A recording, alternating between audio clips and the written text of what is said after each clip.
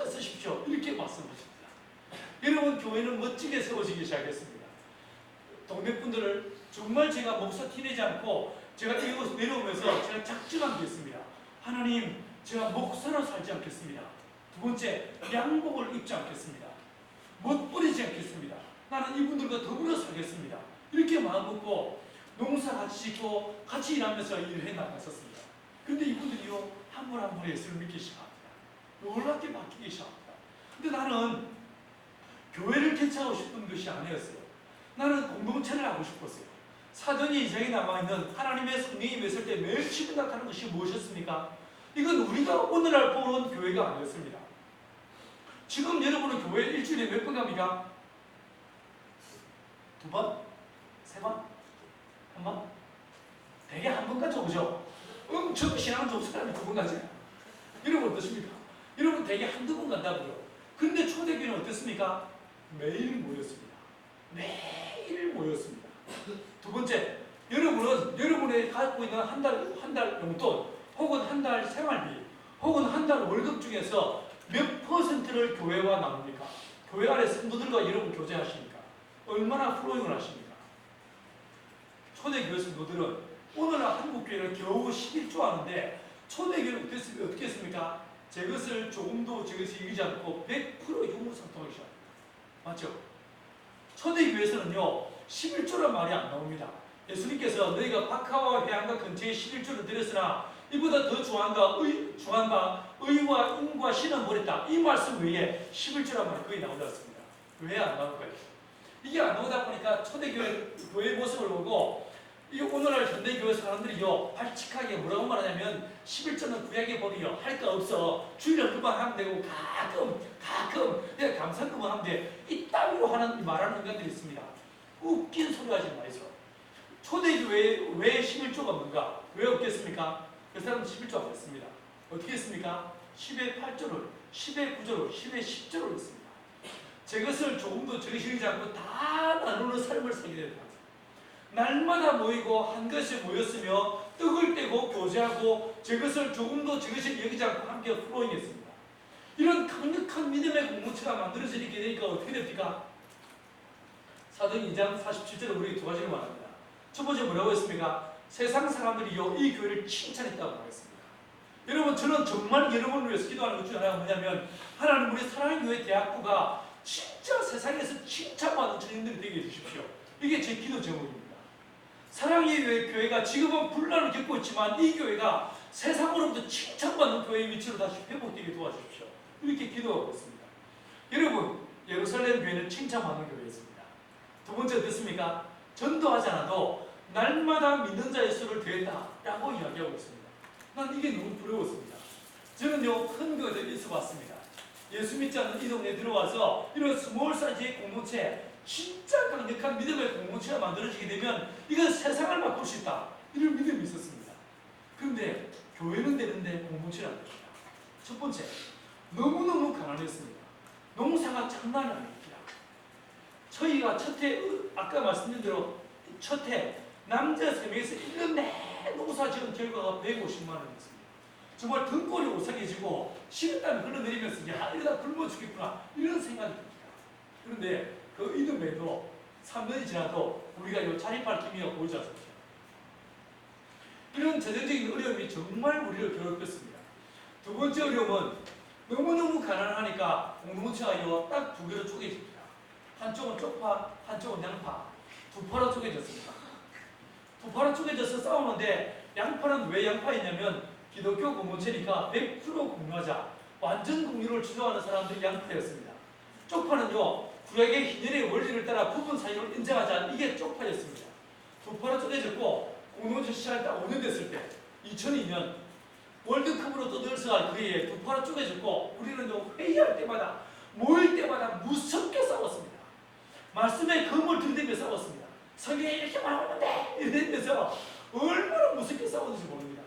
싸우다 우리가 내린 결론은 우리는 가까이에게 너무나 먼 당신이다. 우리 이쯤에서 끝내자. 이랬습니다. 괜찮아. 얼마나 피곤하면 드리겠습니다. 예. 여러분 두 파로 쪼개졌고 싸우다 우리가 내린 결론은 우리는 이까지다. 우리의 사랑은 이까지다. 이렇게 되었습니다. 마지막으로 11월 달에 1박 2일로 모여서 싸우고 회의한 다음에 1박 2일로 모여서 회의한 다음에 그 회의의 결과를 따라서 해체하거나 돌로 쪼개기로 마음먹었습니다. 여러분 1박 2일요 저희가 먼저였습니다. 첫날 아침 먹고 싸웠습니다. 점심 먹고 싸웠습니다. 저녁 먹고요 새벽 1시 반까지 싸웠습니다. 그날 새벽 1시 반이 되니까 어떤 사람은 눈에 실핏줄이 트였습니다. 우리 내일 와이프 합사! 난리가 났습니다. 그러나 하나님 앞에서 이틀 모이려 했으니까 다음날 아침 먹고 또 모였습니다. 아침 먹고 또 싸웠습니다. 점심 먹고 또 싸웠습니다. 여러분 저희들 그날 저녁 먹을 때가 되었습니다. 저희가 그렇게 싸워대면서 뭔 정신인지 하루 세끼 밥을 같이 먹었습니다. 저녁 공동 식사 시간 됐는데 6시가 공동 식사였습니다. 6시가 넘었어.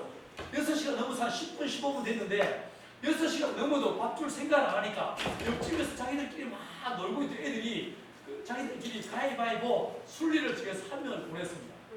한 명이 문을 빼꼼히 열고 떨리는 목소리로요 어머니 밥 언제 먹어요? 이렇게 말하는데 가이사! 쫓아내고 걔가 가고 한 10분쯤 지났으니까 둥글게 모여 앉아서 삿대지르며 싸우는데 그 싸우던 자리에 성령이 임하셨습니다. 놀렐루야. 우리는 특별 새벽 기도하다가 성령을 받은 게 아니었습니다. 수련회 하다가 성령 받은 게 아니고 싸우다 성령을 받았습니다. 그 둥글게 모여가지고 우리가 설교 들은 것도 아니고 성경 공부를 한 것도 아니고 삿대질하며 싸우던 그 자리에 주의 성령이 강력하게 마시면서 모두가 다 꼬꾸라졌습니다. 하나님께서 강하게 우리 안에 임재하시면서 모두가 그 자리에 꼬꾸라져서 땅을 치고 통회하며 자복하기 시작했습니다. 주야 아버지 감을 치러대면서 눈물 콧물을 흘리기 시작했습니다. 여러분 우리는 찬양할 때 하나님의 임재를 소망합니다. 하나님의 거룩한 임재 가운데 따라가기를 소망합니다. 하나님의 임재를 진짜 경험해 보셨습니까? 하나님의 임재를 경험할 때 첫 번째 감정이 뭔지 아십니까? 이사야서 6장에서 우시아 왕이 죽던 해에 이사야 그 선지자가 하나님의 거룩한 지성소 안으로 들어갔습니다. 그 지성소 안에서 누구를 만났습니까? 누구를 배웠습니까? 하나님의 임재를 경험했습니다. 그 순간에 우시아의 고백이 무엇이었습니까? 화루가 나여 망하게 되어두라. 죄인된 백성 중에서 속한 자로서 내가 만군의 여호와를 배웠기 때문이다. 이렇게 이야기하고 있습니다. 여러분 하나님은 거룩하신 분입니다. 하나님은 빛 가운데 계신 분입니다. 그렇기 때문에 그 빛이신 거룩한 하나님을 딱 만나는 순간에 내 안에 있는 모든 죄가 떠오르고 기억나면서요 우리는 부들부들 떨면서 엄청난 두려움이 우리를 지배합니다. 누가 기도합시다 말하는 사람도 없었습니다. 회개합시다라고 말하는 사람도 없었습니다. 하나님의 성령이 임하시면서 그 순간에 우리 모두는 꼬꾸라졌고 통회하며 자복하기 시작했습니다. 그 시간이 약 6시 반쯤이었는데 나중에 기도회가 다 끝나고 눈을 뜨고 정신을 차려보니까 12시 반이 넘었습니다. 6시간 넘는 긴 시간 동안 하나님의 성령의 강한 임재 가운데 우리는요 기도회를 인도하는 사람도 없었습니다. 찬양 반주도 없었습니다. 아무것도 없이 생짜배기 기도회가 6시간을 지속했습니다. 여러분 그 6시간 기도 속에 약 30시간 동안은 하나님이 오로지 회개만 하게 하십니다. 정말 두려운 가운데 회개만 하게 하셨습니다. 저만 하더라도 기억나는 것이 내가 태어나서 지금까지 살아오면서 지었던 모든 죄가 떠오르는 거예요. 그러면서 정말 부들부들 떨면서 통회하며 자복하게 하셨습니다. 그 깊은 회개 가운데 어떤 사람은 방언이 터지고 어떤 사람은 환상을 보고 어떤 사람은요 귀신이 떠나갔습니다. 병든 자가 치유되었습니다. 이 강한 주의 성령의 임재하심을 경험하면서 하나님이 두 번째로 우리 가운데 행하신 일이 무엇이냐면 한 사람을 통해서 자매 한 사람을 통해서 하나님의 음성을 우리에게 대언해 주셨습니다. 말씀을 들려주셨습니다. 여러분 이번 이 집회를 동안에 이 노말 기간 동안에 하나님께서 여러분에게 말씀이 임하시게 되었는지 축원합니다. 여러분의 개인적으로 여러분의 대학부를 향해서 여러분의 교회를 향해서 하나님의 살았고 운동적인 주의 말씀이 주어지는 은혜가 있게 되게 하기를 축원합니다. 말씀이 임했습니다. 하나님이 아주 세미한 음성으로 세 가지를 말씀했습니다. 첫 번째로 주님 하시는 말씀이 얘들아 나는 너희의 참 좋은 하나님이다. 내가 너희를 불렀다. 내가 너희의 아버지다. 라고 말씀하셨습니다. 여러분, 나는요, 내가 이 공동체를 시작했다고 생각했습니다. 우리가 도원 결의하듯이 우리가 작정하고 우리가 헌신해서 이 공동체를 시작했다고 생각했습니다. 아니라는 거예요. 주님은 우리에게 말씀하시고 이 공동체의 알파와 오메가가 누구신가? 우리의 처음과 끝이 누구신가? 하나님이시라. 우리의 주인이 누구신가? 하나님이시라. 여러분의 인생의 주인이 누구십니까? 여러분의 삶의 주인이 누구십니까? 여러분의 최종 인생의 결정권자가 누구이십니까? 누가 여러분의 삶의 중요한 일들을 결정해 나갑니까? 여러분 자신입니까? 하나님이십니까? 다윗이라는 사람은 문제를 만날 때마다, 역경을 만날 때마다 이 다윗은 뭐라고 물었습니까? 주여 내가 올라가리까 말리까? 라고 물었습니다. 다윗의 인생은 철저하게 하나님이 그의 인생의 주인임을 고백하며 선포하고 삶 가운데 실현하는 사람이 다윗이었습니다. 여러분, 나는 이 공동체 내가 시작했다고 생각했습니다. 근데 아니라고 하셨습니다. 하나님이 이 공동체의 주인이시고 하나님이 이 공동체의 왕이라고 선포하셨습니다. 여러분, 여러분의 인생, 여러분의 학과, 여러분의 삶의 주인이 누구신가? 우리 하나님이시라고 해요. 할렐루야. 여러분, 두 번째로 주님 하시는 말씀이 뭐라고 하시냐면 내가 너희를 안다, 내가 너희를 위로한다 라고 말씀하셨습니다. 이게 무슨 뜻이겠습니까? 저는 지난 4, 5년 동안에 우리는 기도했습니다. 하나님의 은혜를 구했고 주의 도우심을 구했습니다. 그리고 밭에 갈 때마다 진짜 기도했습니다. 그러나 아무 일도 일어나지 않았습니다. 여러분, 저야 하나님의 음성을 듣고 내려온 목사라 치더라도 유학 갔던 그 박사 생각해 보십시오. 그 집은요 익산이었습니다.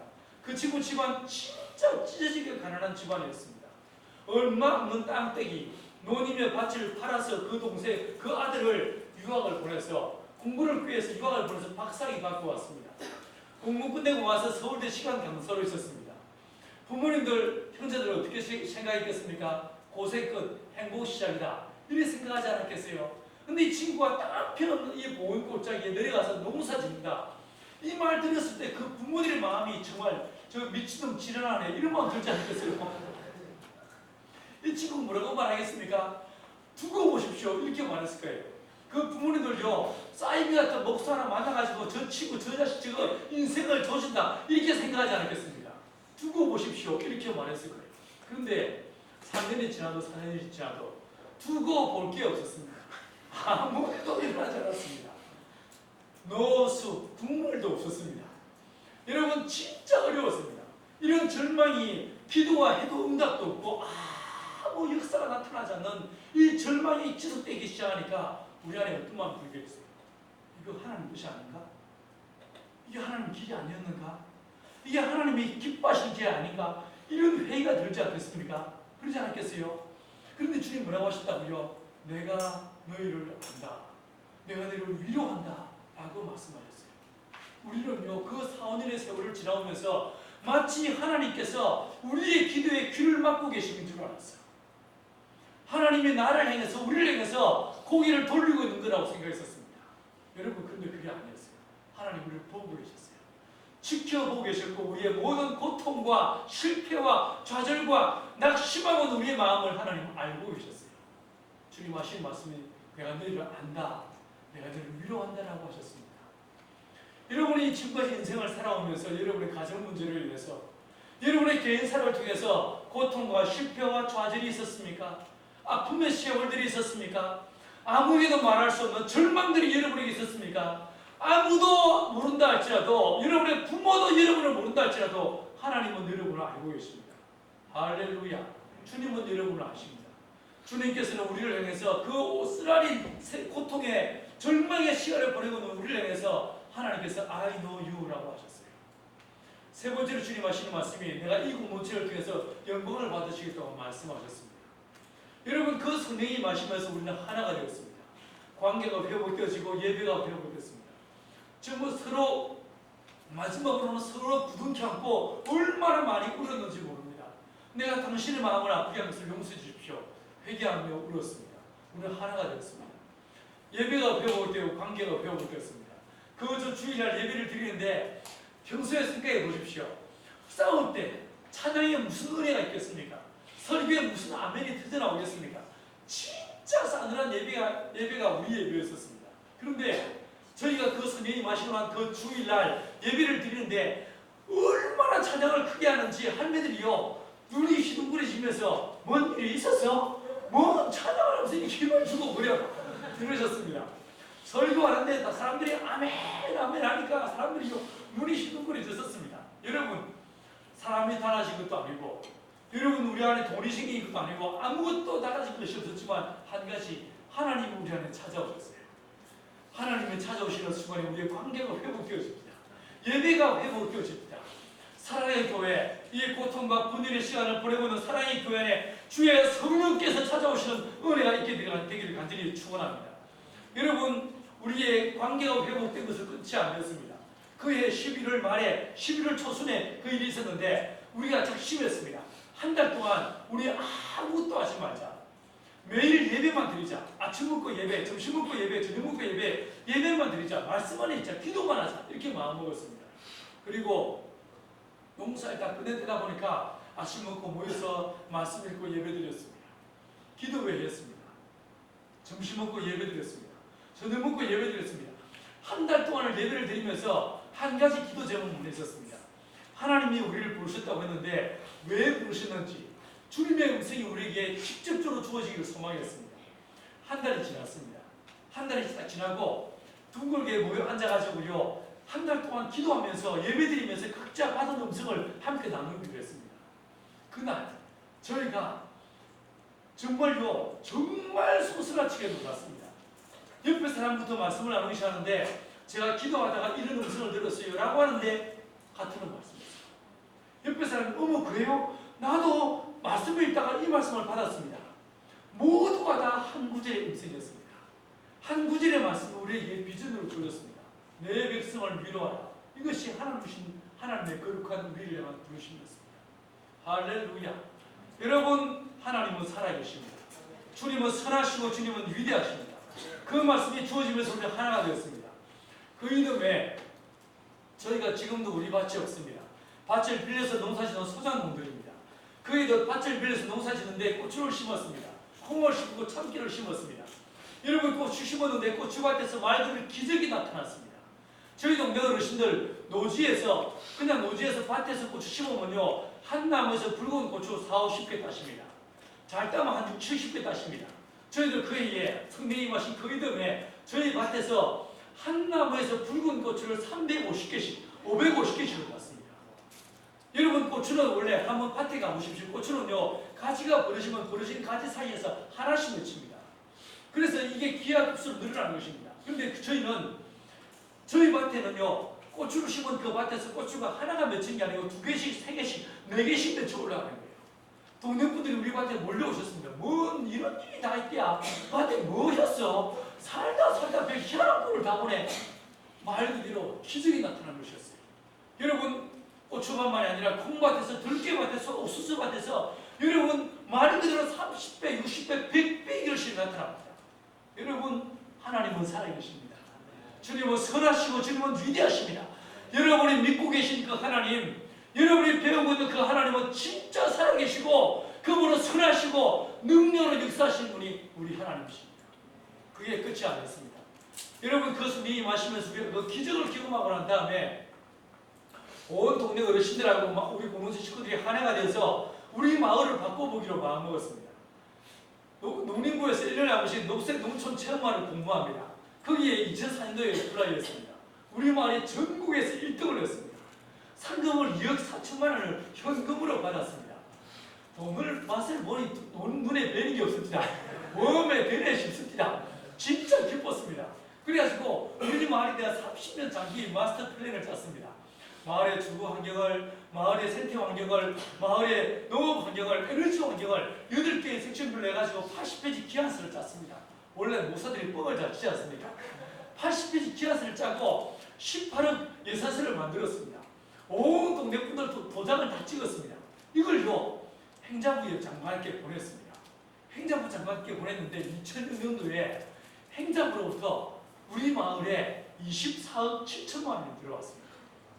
우리는 18억을 달라고 했는데 24억이 들어옵니다. 이게 끝이 아니었습니다. 2008년도에는요 산림청에서는 산촌 생태마을로 선정돼서 18억이 또 들어왔습니다. 40억이 넘는 예수님이 들어오면서 마을에 담장을 개량하고 부엌을 개량하고 지붕을 개량하고 마을 공원을 만들고 마을에 회관을 새로 만들면서 마을 전부가 달라지게 된 거예요.